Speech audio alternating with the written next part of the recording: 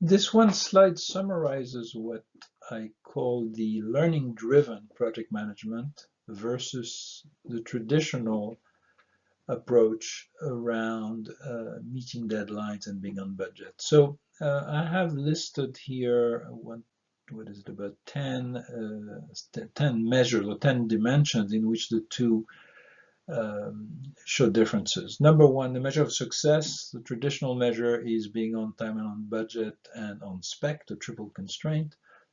Whereas in this sort of learning approach, there is a project scorecard and some learning objectives that are defined, and therefore the success is defined in much broader terms. The focus is to create value as opposed to just being efficient.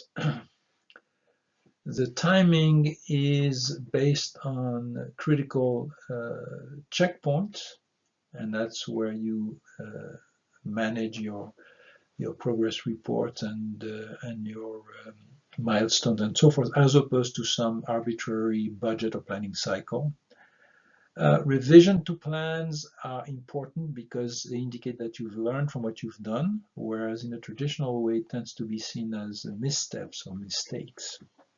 And redirection of a project is a consequence of this learning, and therefore it will happen often quite frequently.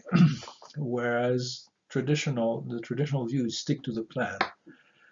Funding, if you take this sort of more learning-based approach, then you want to constantly be questioning whether the project should continue. Therefore, the funding should be always based on achieving the next milestone, as opposed to having a guarantee of going to the end.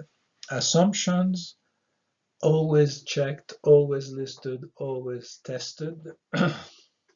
The downside is an important part, because if a project fails to accomplish its objectives, it still has to deliver some value.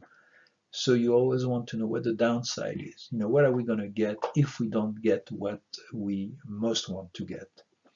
And finally, termination should always be one of the options that is always considered when reviewing the status of a project.